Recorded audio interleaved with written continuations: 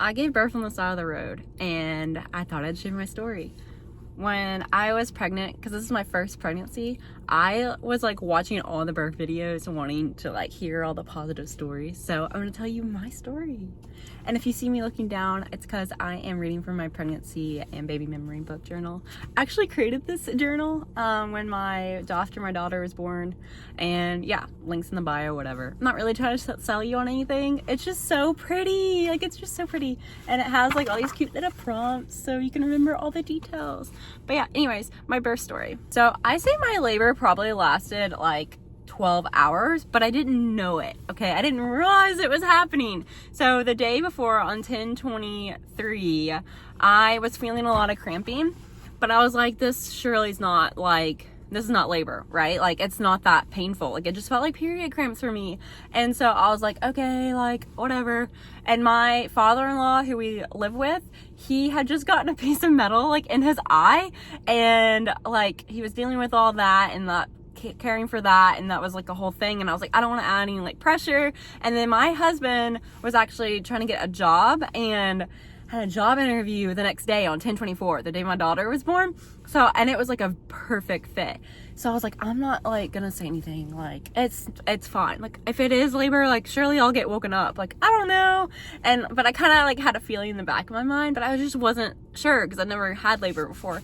So I was like, okay, I'm just like gonna chill and go to sleep, you know. And so I went to sleep.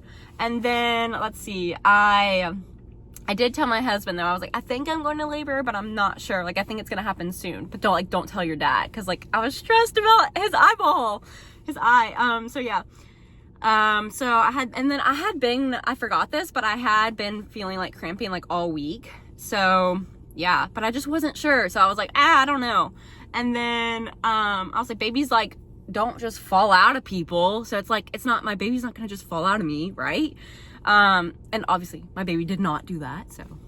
So anyways, I went to bed, and then I was woken up by a sharp cramp at 5 a.m. But it wasn't like unbearable pain, but it did wake me up. So I was like, oh, okay, like it just feels like my period's coming. Like whatever.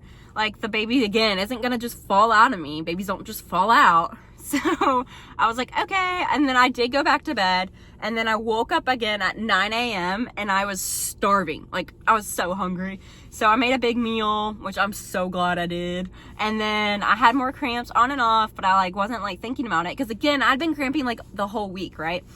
So yeah. And then around lunchtime, I made like a huge meal again, and I'm so glad that I did. And then I put on Harry Potter because it's like my comfort movie. So I was like, okay, watching Harry Potter. And then my husband, he had his job interview, and it was his second interview with this company, and that he really liked them and all that. So I was like, we really, like, one of us needs to have a job. We're about to have a baby. So like, I'm just gonna like, you know, be like encouraging, not try to like freak him out or anything. So I like didn't really like say anything. And I think his job interview was, let's see, it was like at 1 p.m. My daughter was born at 5. So, oh wait, no, it was at 2 p.m. So it was pretty quick. So I did comment to him like that I was getting more cramps, but he was like, at this point, my husband was like, are you sure these are not contractions? And they indeed were contractions, but maybe I was like in a little bit of denial at this point. Like, oh, it's like not happening. Like it's too soon. So anyways, I was like, oh, like, I don't know is how I responded, because I wanted him to like focus on the interview prep. And so this was about 1 p.m. I wrote that down, like, focus on the interview prep. Like, he went in there at 1 p.m. And then I did labor like by myself from like 1 to like 3 p.m. So he had his interview at 2, and then he had like some follow-up phone calls with like a recruiter and all that stuff. So I was in the other room, just like one room away, and I turned on Harry Potter, and I just like let it on in the background, but like I could not focus on it. So I got in the shower. The shower did not calm me down, did not stop the cramps, and it just kept coming. Like, the cramps kept coming. So they were contractions, guys. We're gonna call them contractions at this point from now on. So I told myself to stay calm, cool, and collected. And I went back to my bedroom, and I got on the pregnancy ball. I started using it, did all the things. And then I started tracking the contractions. And then at this point, yeah, I'm like, yes, these are contractions. And I was confused though, because like, why? Like, it didn't feel like a wave to me. Like, I watched all these like pregnancy like videos and all these like podcasts, all these things, and people are like, it will feel like a wave. Like, no, it just felt like a period cramp for me. That was it. Like, there was no like in and out, but I don't know, maybe people are more intuitive to that. I was not. So yeah, and then I tracked them in my little app. They're about 2 to 3 minutes apart, 45 seconds. Mine, I don't know, like for me, it never felt like it got more than 45 seconds, like long. So I think that's part of where like people are like, that's where I think why I had birth on the side of the road, because like they didn't get like a minute long. At this point, I'm like doing my thing by myself for a couple hours in my room. I'm like focused. I'm like in the zone. And I did a lot of hypnobirthing. I recommend. Like I kept saying like relax, relax, relax. That was my phrase that would come out of me.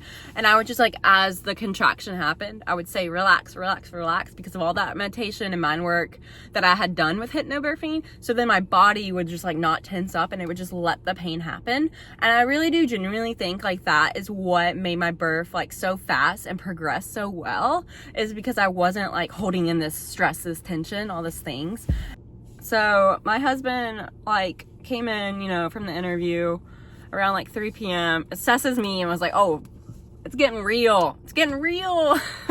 So he texts the doula. The doula's like, okay, like I don't know. They text. I have no idea what they say. And then he calls the midwives. The midwives think I'm still in early labor because my contractions were not a minute long.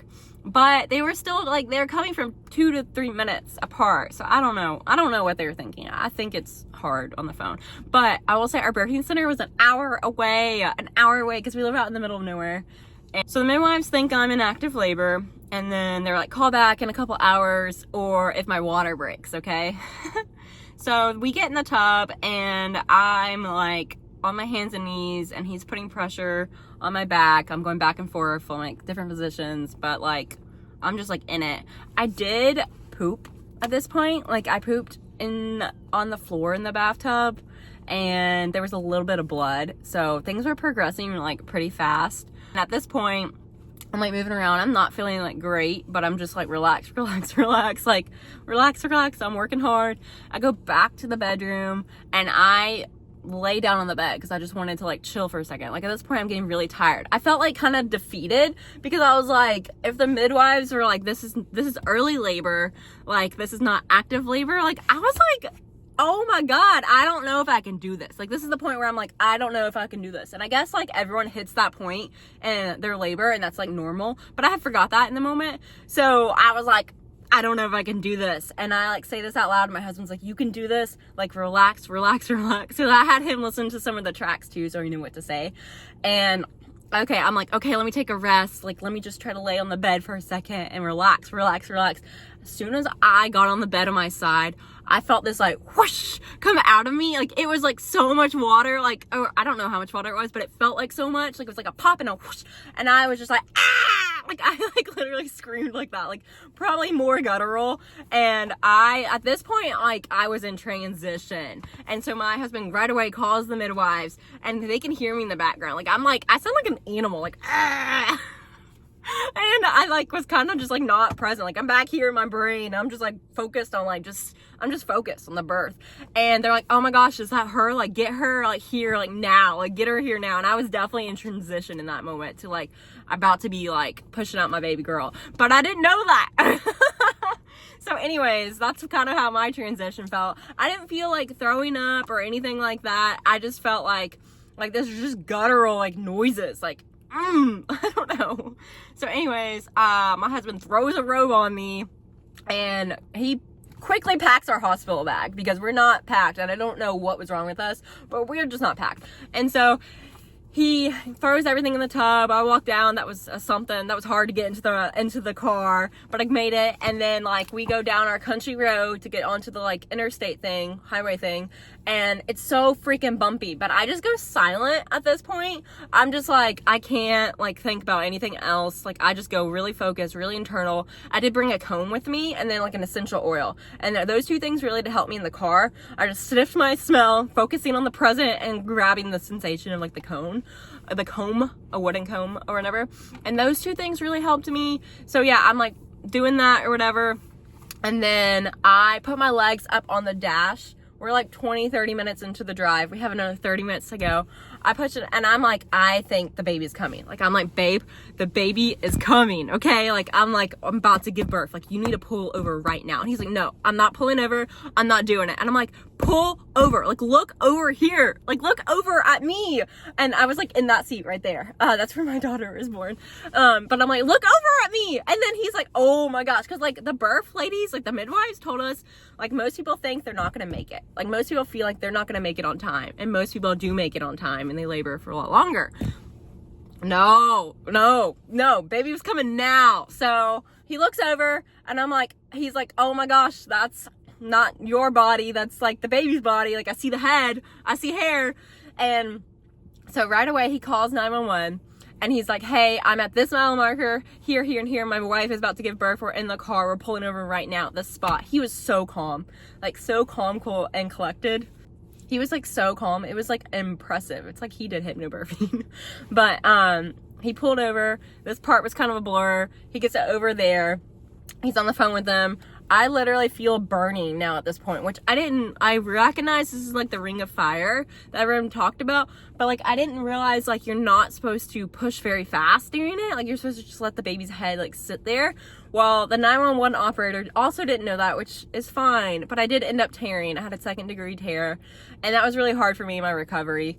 But anyways, so I'm like sitting there and I'm like legs up, I feel burning. The operator's like, push. I'm like, what does that mean? I don't know. So I focused on my hypnobirthing because it was like a whole technique of it taught you how to breathe, okay? And like breathing down. I breathed down the baby. And so I did 3 pushes and baby girl was out. It was, thank God, we live out in the north, up in the north. Thank God it was 70 degrees and sunny in October, a rare day. And so she didn't get too cold. She had no complications. She had no fluid in her mouth or anything. She did not cry when she was born. So it kind of like scared, I think, my husband for a second. But her eyes were wide open. She was alert. She was looking around and she was so calm. And it was just like this moment of such peace. Like me, my husband, and my baby girl, like just the 3 of us right there. Like so calm. Like we were just like so at peace, so at calm, and it just like felt like everything was right in the world. Like we can do this. Like we're building this family together, and birth is beautiful, and it's not this scary thing. It's just beautiful. It is hard work, but it is beautiful, and you can do it. And it was just one of the best moments of my life. Like I've never felt so empowered as a woman than that moment of like I can do this and I can do hard things, and I gave life to this beautiful girl. So that was my birth story. And then the ambulance of course showed up. Like okay, so then so she pushed her out. My husband's just holding our baby girl right there, and the cord is like, you know, attached to me still.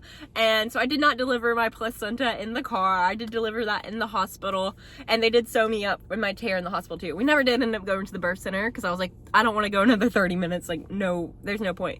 So he's holding her. We don't have anything to cut the cord, but we did want to do delayed cord clamp. We did want to do delayed cord clamping, so it worked out. And then he's just like holding her. We also didn't have a towel or anything to wrap her or any extra clothes, so she's just like naked here, like holding her, which is kind of funny. But I'm just like holding her naked body here, and I'm like here out and exposed on the side of the road. But the paramedics did get there like 2 minutes after she was born, and they came and cut the cord. They sadly did whisk my daughter off. I really wanted to put her in my chest and hold her, and I didn't get to do that. But I'm just thankful she was alive and happy and healthy and all that. So that was a bummer, but they did like wrap me up, put me on my own put me in my own ambulance, and then it was like another hour until I could hold my daughter. Once they got there, they assessed like my bleeding and the tearing and all that, sewed me up. They assessed my daughter. We were in the same room, thankfully.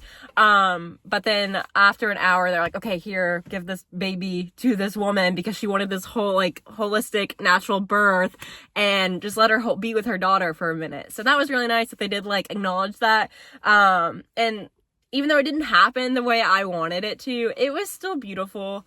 And I genuinely believe birth is safe and can be a good time. It can be not traumatic. It can be healthy, and it can be just really peaceful. And for me, it really was peaceful. So look into hypnobirthing, and I hope you enjoyed my story on how my daughter was born in my car.